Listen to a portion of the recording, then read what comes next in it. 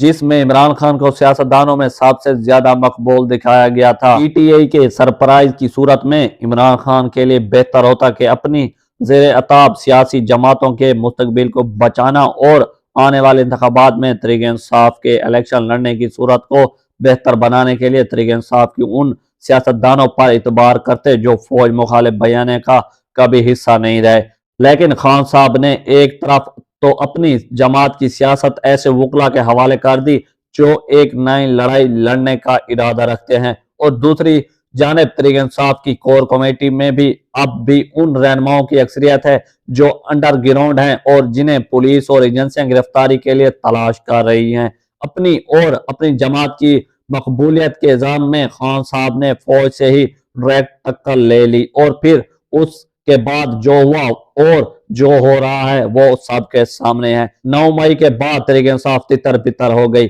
اس کے کوئی 200-250 سابق ممبران اسمبلی اور رہنما پارٹی چھوڑ گئے، نئی سیاسی جماعتیں بن گئی، عمران خان سمیت کئی رہنما گرفتار ہو گئے اور کئی انڈر گراؤنڈ چلے گئے۔ انتخابات کی تاریخ دے دی گئی، لیکن تحریک انصاف کے لیے گھیرا تنگ ہی ہے، اور اثرات جو نظر آ رہے ہیں ان کے مطابق یہ گھیرا تنگ ہی رہے گا۔ تحریک انصاف کو اب بھی یقین ہے کہ اگر بلے کے نشان پر اس کو انتخابات لڑنے کی اجازت دی جاتی ہے تو چاہے عمران خان جیل میں ہوں یا نااہل بھی کر دیے جائیں، خان انتخابات وہی جیتیں گے۔ حال ہی میں گزشتہ پی ڈی ایم حکومت کے دوران اس وقت کے اپوزیشن لیڈر راجہ ریاض، جو اپوزیشن لیڈر بننے سے پہلے ہی نون لیگ میں شامل ہونے کا اعلان کر چکے تھے، سی بات ہوئی راجہ ریاض کے مطابق راجہ ریاض کے بارے میں تاثر ہے کہ وہ مقتدرہ حلقوں کے قریب ہیں، اور یہی وجہ تھی کہ ان کے طرف سے موجودہ نگران وزیر اعظم کا نام بھی سامنے آیا، اور پی ڈی ایم حکومت کے وزیر اعظم شہباز شریف نے اسے فوراً قبول بھی کر لیا۔ چند ہفتے پہلے راجہ ریاض نے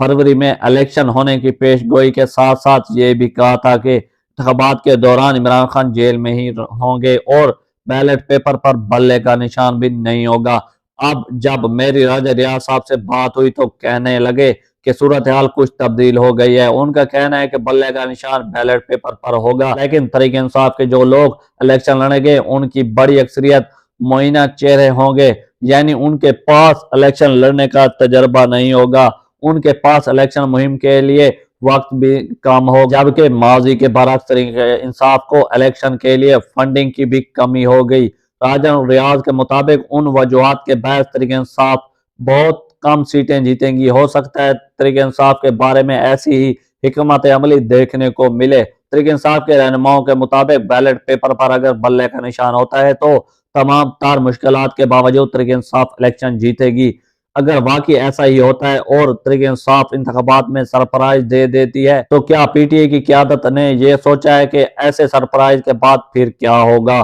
خصوصی ایسی صورتحال میں جبکہ عمران خان اور اسٹیبلشمنٹ کی لڑائی کا خاتمہ نہیں ہوا؟ جن کو تحریک انصاف کی جیت کا یقین ہے وہ اس نقطے کے مطابق سوچ بچار ضرور کریں گے، کیونکہ انتخابات کے بعد پاکستان کسی نئی ہچکلات تانی کا متحمل نہیں ہو سکتا، اور 9 مئی کے بعد اگر تحریک انصاف کے اندر کوئی اب بھی یہ سوچ رہا ہے کہ اپنی مقبولیت کے باعث وہ کوئی نئی لڑائی لڑ کر جیت سکتا ہے تو مجھے ممکن نہیں نظر آتا، اور نہ ہی پاکستان کی قوم بشمول تحریک انصاف کے ووٹرز کی بڑی اکثریت اپنی ہی فوج کے ساتھ لڑنے کے لیے تیار ہے۔ یاد رہے گزشتہ جولائی میں کیے گئے ایک سروے کے مطابق پاک فوج کی بحیثیت اظہار مقبولیت 88% تھی، اور یہ وہی سروے ہے جس میں عمران خان کو سیاستدانوں میں سب سے زیادہ مقبول دکھایا گیا تھا۔